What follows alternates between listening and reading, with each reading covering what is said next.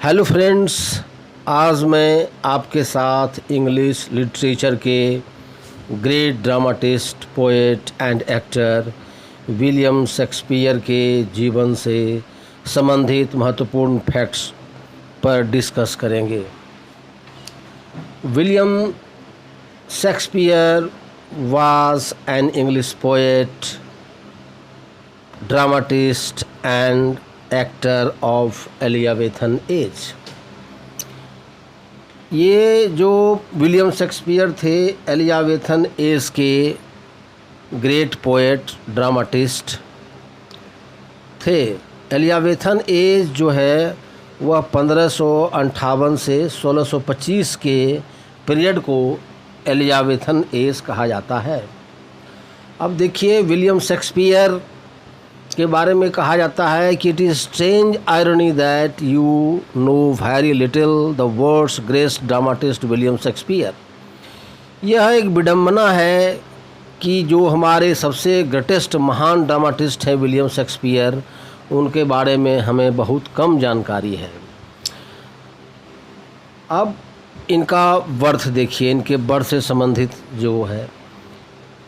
William Shakespeare was born on 23 April 1564 at Stratford on Avon in the country on the Warwickshire.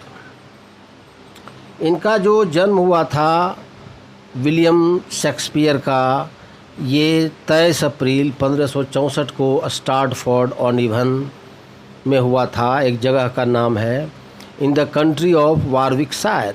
जो Warwickshire है, ये जो Warwickshire है ये है west midland of England region. England का वेस्ट मिडलैंड का ये एक रीजन है वारविकशायर, वहीं इनका जन्म हुआ था। He is often called England's national poet. इनको इंग्लैंड का राष्ट्रीय कवि भी कहा जाता है, and the bard of Avon, और बार्ड ऑफ एवॉन इनको कहा जाता है। इनको उपाधि मिला है बार्ड ऑफ एवॉन का। ये जो एवॉन है एक नदी है जो स्टार्टफोर्ड में बहती है, और बार्ड का मतलब होता है कवि, पोएट। ऐसे इनको द बार्ड भी कहा जाता है। पेरेंट्स, माता पिता इनके। Third child and eldest among 8 son of John Shakespeare and Mary Arden. ये तीसरे बच्चे थे और सबसे बड़े थे अपने माता पिता के। इनके पिता का नाम जॉन शेक्सपियर और माता का नाम मैरी आर्डन था। इनके जो थे ये 8 भाई बहन थे, और इसमें मात्र 3 ही जीवित रहे थे। उसमें सबसे बड़े यही विलियम शेक्सपियर रहे थे, इसलिए ये इल्डेस्ट थे। बाकी सभी बच्चों का डेथ हो गया था। John Shakespeare was a glover. इनके जो पिता थे ये दस्ताना, जो लेदर का दस्ताना होता है, ये बनाते थे, और इसलिए इनको लोग बूचर भी कहते थे। और शेक्सपियर के माता को अपने मायके से कुछ ज़मीन मिला था, इसलिए वह खेती भी उस ज़मीन पर करते थे, इसलिए फार्मर के रूप में भी इनको जाना जाता था।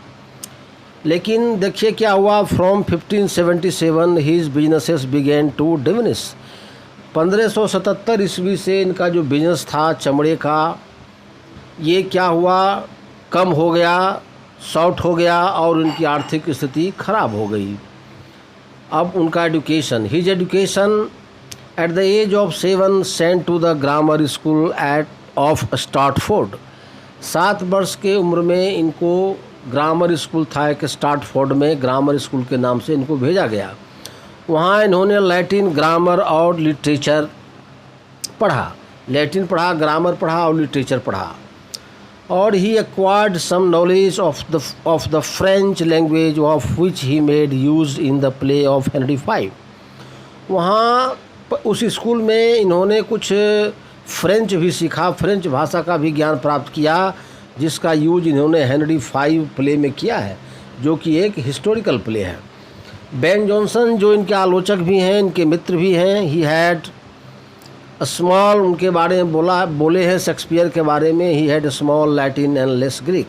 ये कुछ लैटिन जानते थे और बहुत ही कम ग्रीक जानते थे। बहुत ये शेक्सपियर जो थे ये बहुत, इससे स्पष्ट होता है कि इनकी जो स्कूलिंग शिक्षा थी बहुत अच्छी नहीं थी। आर्थिक स्थिति खराब होने के चलते ये लेफ्ट स्कूल 13 ईयर्स 13 वर्ष की उम्र में ये स्कूल छोड़ दिए। अब स्कूल तो छोड़ दिए, लेकिन इनको बचपन से शौक़ था छोटा मोटा नाटक लिखने का, अभिनय करने का।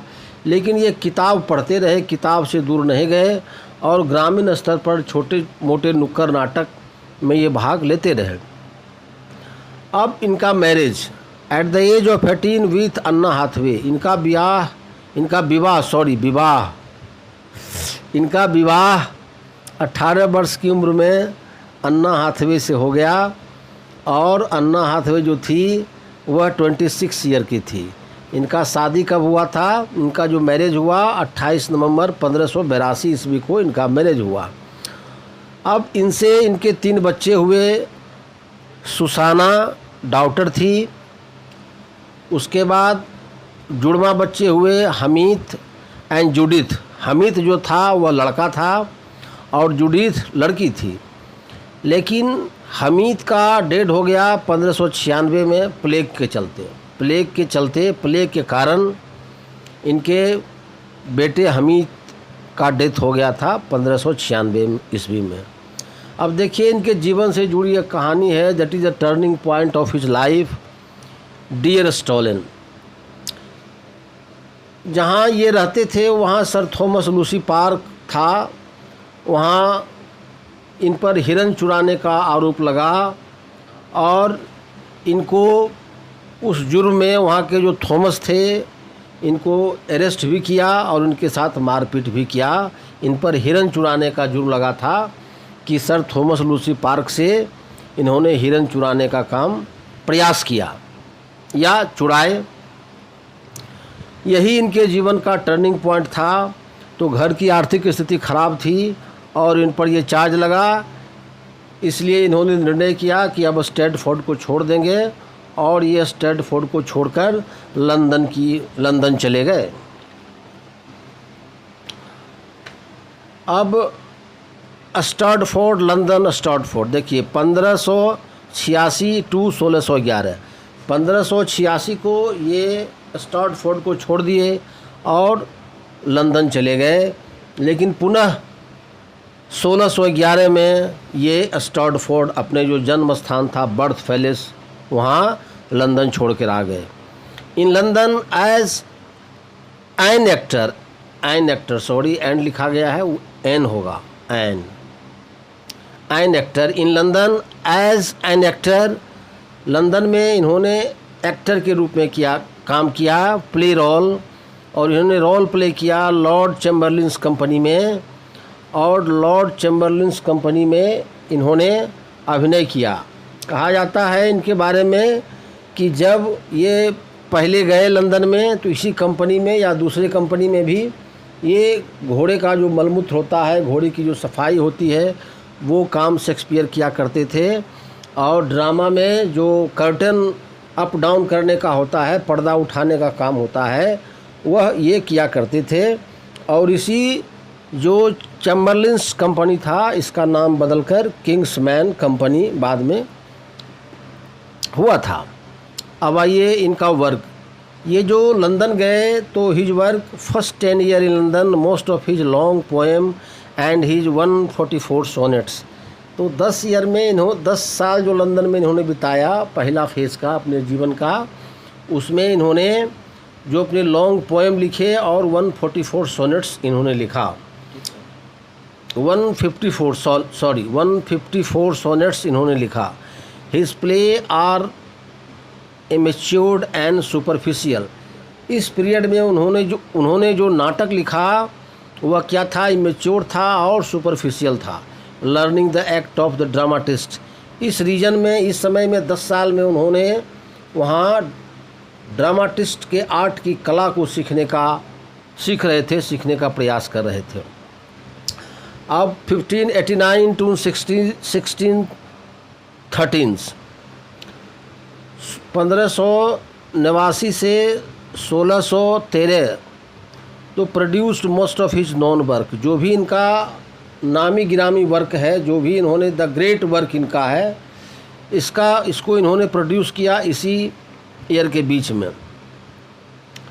ही ईयरली, देखिए बैली early, EARLY early, his early play comedies and historical play. वो जो पहले जो कॉमेडी लिखे, पहले ये कॉमेडी जो लिखे वह क्या हुआ करता था, वह जो प्ले लिखे वह कॉमेडी होता था और हिस्टोरिकल प्ले होता था। जो first phase of the life जो भी प्ले इन्होंने लिखा वह कॉमेडी और हिस्टोरिकल प्ले था।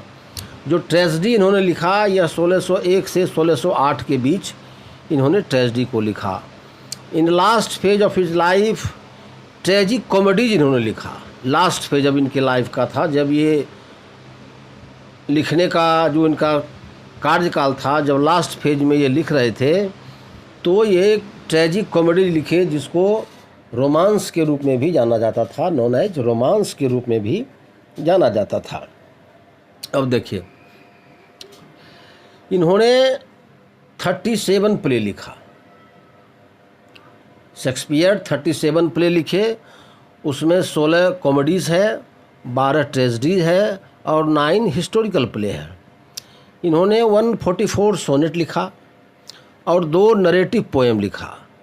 नरेटिव पोएम जो लिखा इन्होंने Venus and Adonis, the rape of Lucrece, ये दोनों नरेटिव पोएम था और ये था डेडिकेटेड टू वर्शिप थिप्ले, ये जो था dedicated to Henry Wriothesley the young earl of south एम्पटन।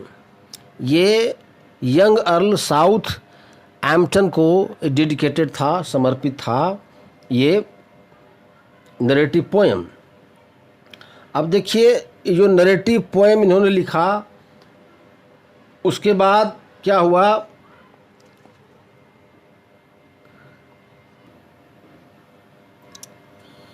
देखिए जो नरेटिव पोएम्स होता है ये होता क्या है, इसमें इंटायर स्टोरी होती है।